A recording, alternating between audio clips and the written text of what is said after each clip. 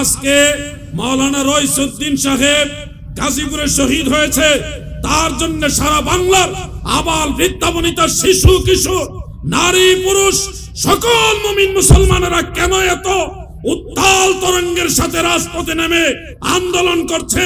মূল কারণ হলো মাওলানা রইসউদ্দিনের সাথে আল্লাহ রসুলের সম্পর্ক। যারা নবীকে ভালোবাসে আমরাও তাকে ভালোবাসি, ঠিক কিনা বলে?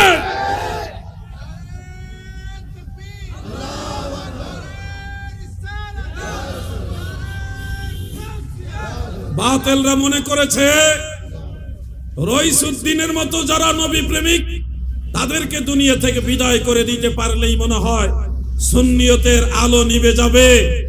নুরুল ইসলাম ফারুকীর মতো নবী প্রেমিকদেরকে যদি দুনিয়া থেকে বিদায় করে দেওয়া যায় হয়তো সুন্নিয়ত বন্ধ হয়ে যাবে।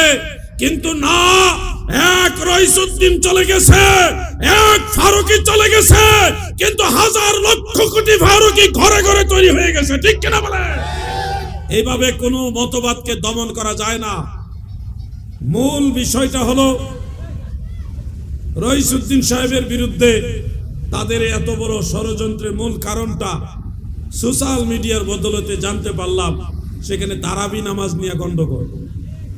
এক গ্রুপ বের হয়েছে যারা 8 রাকাত তারাবি পড়ে, 20 রাকাত তারাবি পড়ে না। মাওলানা রইসউদ্দিন সাহেব হলো 20 রাকাত তারাবি পড়ছে, পড়া এবং ওলিয়া উলিয়া মানে, সে সুন্নি মতাদর্শী। আপনারা জানেন শানে সাহাবা একটা সংগঠন রয়েছে, সেখান থেকে এই কথাগুলি আমরা পেয়েছি। যারা সরাসরি সুন্নি সংগঠনের সাথে জড়িত না হলেও তারা নিরপেক্ষভাবে একটা প্রতিবেদন প্রকাশ করার চেষ্টা করেছে। সেখান থেকে জানতে পারছি মাওলানা রইসউদ্দিন সেই 26 তারিখের সুন্নি সমাবেশে ফিলিস্তিনের পক্ষে আসার কারণে এরা ক্ষিপ্ত হয়েছে। যারা ফিলিস্তিনের মুসলমানদের পক্ষে ময়দানে নামলে নারাজ হয় এরা নিঃসন্দেহে ইসরায়েলের প্রোডাক্ট, ঠিক কিনা বলে? সবচেয়ে দুঃখ এবং আক্ষেপের বিষয় হলো বাংলাদেশে এত বড় একটা প্রেক্ষাপট চেঞ্জ হয়েছে। 5ই আগস্টে একটা মানুষ মারা গেছে, তাকে মার্ডার করা হয়েছে, প্রকাশ্যে দিবালোকে তাকে হত্যা করা হয়েছে।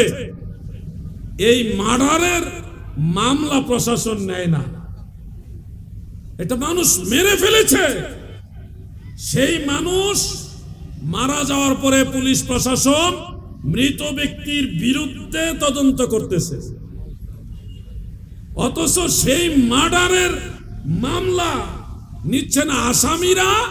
সেই মার্ডার হওয়া লোকের বিরুদ্ধে অভিযোগ দিছে, এটা প্রশাসন নেয়, আসামিদের অভিযোগ নেয়। কিন্তু যে দুনিয়া ছেড়ে চলে গেল, যে শহীদ হয়ে গেল, তার পক্ষে মামলা নেয় না।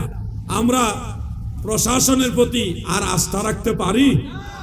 একদিন আপনি মারা যাবেন, আপনার কেউ মারা যাবে, আপনার সন্তান মারা যাবে, তখন যদি এইভাবেই কারো না কারো ইঙ্গিতে আপনার সন্তান, আপনার ভাই, আপনার প্রতিবেশী তার মার্ডারের মামলা না নেওয়া হয়, তাহলে এই দেশে আইন শৃঙ্খলা কি ঠিক থাকবে? আজকে ঢাকায় সুন্নি জামাতের বিশাল আন্দোলন হয়েছে, আগামীকালও হবে, লালদিঘি ময়দানে হবে, আজকে জমিয়তুল ফালাতে হয়েছে। যদি মাওলানা রইসউদ্দিন সাহেবের হত্যা মামলার তদন্ত না করা হয়, তার মামলা যদি প্রশাসন অ্যাকসেপ্ট না করে এবং আসামিদেরকে গ্রেফতার না করে, প্রয়োজনে বাংলাদেশে আরেকটা 5ই আগস্ট হবে। মনে রাখবেন, সুন্নি জনতা শান্তিপ্রিয়, বাঘের লেজ দিয়ে কান খুঁচাবেন না, সিংহকে ঘুম থেকে জাগাবেন না। যদি সুন্নি জনতা ময়দানে নামে, সুন্নি নবী প্রেমিকরা যদি ময়দানে নামে, তখন কিন্তু সামলাইতে পারবেন না। আমাদের এই বাংলাদেশে আমরা শান্তি এবং সম্প্রীতির সাথে সবাই মিলে বসবাস করতে চাই, কিন্তু আমাদের একটা ভাই প্রকাশ্যে দিবালোতে শহীদ হলো, তাকে মেরে ফেলা হলো, হত্যা করা হলো, তারপরেও সেই মার্ডারের মামলা প্রশাসন নেয় না। কতটা দুঃখজনক! এদেশে আইন শৃঙ্খলা কতটা অধপতন হয়েছে। একটা মানুষ মারা গেছে, সে মৃত ব্যক্তির মার্ডারের মামলা নেয় না প্রশাসন, এটা কতটা দুঃখজনক। আজকের এই সমাবেশ থেকে জোর দাবি জানাচ্ছি, যদি শহীদ রইসউদ্দিন সাহেবের মামলা না নেওয়া হয়, তাহলে এটাই হবে এই সরকারের জন্য সবচেয়ে বড় ভুল সিদ্ধান্ত। প্রিয় ভাইরা, আজকে ওয়াজ মাহফিলগুলিতে এরকম আমি বলি না, কারো মার্ডার কোনো মামলা এগুলি নিয়ে বলি না, কিন্তু বলতে বাধ্য হলাম, পরিস্থিতি আমাদেরকে বাধ্য করছে। আমরা সুন্নিরা কখনো মানে হিংস্র না, কারো উপরে আঘাত করি না। আজকে দেখেন এদিকে জমিয়তুল ফালাতে হাজার হাজার মানুষ নামছে, ওইদিকে রাজধানী ঢাকায় প্রেস ক্লাব থেকে শুরু করে স্বরাষ্ট্রমন্ত্রীর স্বরাষ্ট্র উপদেষ্টার বাসভবনের উদ্দেশ্যে বিশাল জুলুস হয়েছে, মিছিল হয়েছে। কোন একটা গাড়ি ভাঙচুর হয়েছে, কারো উপর আঘাত করা হয়েছে, কারো বাড়িতে ঢিল ছোড়া হয়েছে, কারো বাড়ির গাছের আম চুরি হয়েছে।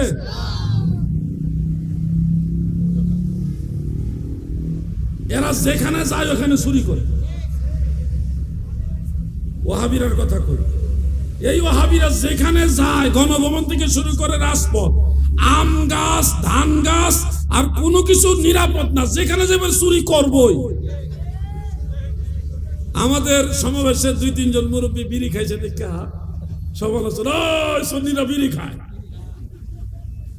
অত সেই ওয়াহাবিদের সমাবেশে গিয়ে দেখছি তারা গাঁজা খায়। আমাদের বাংলাদেশের কালচার অনুযায়ী পান, বিড়ি এগুলি গ্রাম অঞ্চল কিংবা সাধারণ মানুষ যারা খেটে খাওয়া মানুষ, তারা অনেক সময় এটা বদ অভ্যাস হিসেবে এটা পান করে থাকে। পান খায় আর বিড়ি, সিগারেট এগুলি পান করে। এগুলি আমরা সবসময় অনুৎসাহিত করি মানুষদেরকে। কিন্তু ওই মুরব্বী 3-4 জন বিড়ি খাইছে দেখা এটা ভিডিও করে খুব ভাইরাল করতেছে, বিড়ি খাইছে রে, বিড়ি খাইছে। তো তোরা যে আম চুরি করছ, তো এই সময় কইলি না রে আম চুরি করতেছি আমরা, দেখো আমরা আম চুরি করতেছি না, কইলি না? এগুলি হলো এক ধরনের লোক থাকে সবসময় পিছে লেগে থাকা। আমরা এটা চাই না। আমরা চাই 12 তারিখ যেমনি ভাবে ফিলিস্তিনি মুসলমানদের পক্ষে ইসরায়েলের বিরুদ্ধে সমাবেশ হয়েছে, 26 তারিখও ফিলিস্তিনের পক্ষে ইসরায়েলের বিরুদ্ধে সমাবেশ হয়েছে। বেশ কম হলো তারা নবীর নামে নারায়ে রিসালাতের স্লোগান দেয় নাই। আমরা নবীর উম্মত, নবীর সেনা, আমরা নারায়ে রিসালাতের স্লোগান দিয়েছি। ঠিক কিনা বলে?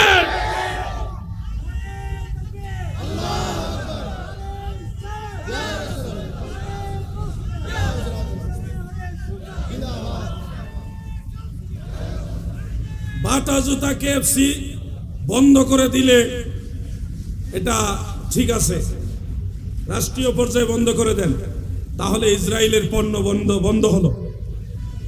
এখন একদিকে আন্দোলন করে ইসরায়েলের 2 গালে জুতা মারো, তালে তালে চশমা লাগাইছে ইসরায়েলের। কি কথা বেঠিক? আবার কয় ইসরায়েলের কালো হাত ভেঙে দাও, গুড়িয়ে দাও, গিয়া গোপনে গোপনে ইসরায়েলের পণ্য খাইতেছে। এটা কোন জাতের আন্দোলন? এজন্য আমরা সুন্নি মুসলমান আপনাদেরকে স্পষ্ট বলি, ইসরায়েলকে শুধু মুখে মুখে বর্জন করলে হবে না, বাস্তবে আপনারা কি পেপসি, কোকা-কোলা বা ফান্টা, ইসরায়েলি পণ্য এগুলি বর্জন করবেন কিনা বলেন? সবাই বলেন বর্জন করবেন কিনা? ঘরের ভিতরে লাক্স সাবান, ডাব সাবান আছে, সানসিল্ক শ্যাম্পু আছে, আসেনি? ডাব সাবান আছে, ডাব শ্যাম্পুও আছে, হুইল পাউডার, হুইল সাবান আসেনি? এখন ওয়াজ বিরুদ্ধে যাইতেছে মনে হয়। এতক্ষণ হুজুরে ঠিক আছিল, এখন আপনার ঘরে যা আছে এটা আইতাছে। শুধুমাত্র মুখে মুখে বললে হবে না ইসরায়েলকে উড়িয়ে দাও। ইসরায়েলকে দমন করতে হলে আপনার পক্ষ থেকে লাক্স সাবান, ডাব সাবান বা ইউনিলিভারের যত পণ্য আছে সব বয়কট করতে হবে। তাহলে বুঝবো যে আপনি ইসরায়েলের বিরুদ্ধে। যেই জিনিসটা এমন একটা প্রোডাক্ট যেটার বিকল্প আর কোনোটা নাই, তখন আপনি উজরের কারণে মাজুর বশত আপনি সেটা নিতে পারেন, কিন্তু যেটার বিকল্প আছে সেটা আপনি ইসরায়েলি পণ্য নিবেন না। এই পরামর্শগুলি আমরা সবসময় দেই। একদিকে এক কথা, আরেকদিকে আরেক কথা, এটা সুন্নি জনতা সমর্থন করে না। প্রিয় ভাই আমার, আপনাদেরকে বলে যাচ্ছি, চট্টগ্রাম এটা এমনিতে মদিনাতুল আউলিয়া, ওলি আল্লাহর শহর। সারা বাংলাদেশে সবচেয়ে বেশি মেহমানদারি হয় চট্টগ্রামে, দ্বিতীয় স্থানে সিলেট। সিলেটের মানুষ শুনলে আবার রাগ করবো যে আমাদেরকে প্রথম স্থান বললো না কেন। আমি বলবো যে সিলেট থেকে চট্টগ্রাম, চট্টগ্রাম থেকে সিলেট, এই অঞ্চলটা পুরাটাই হলো সুন্নিয়ত বা ওলি আল্লাহদের অধ্যুষিত এরিয়া। আপনি এই চট্টগ্রাম থেকে সিলেট পর্যন্ত যতগুলি জেলা পাইবেন, প্রত্যেকটা জেলার মানুষ আপ্যায়ন প্রিয়, আতিথেয়তা প্রিয়, কারণ এই শিক্ষাটা পাইছে তার আল্লাহর ওলিদের কাছ থেকে।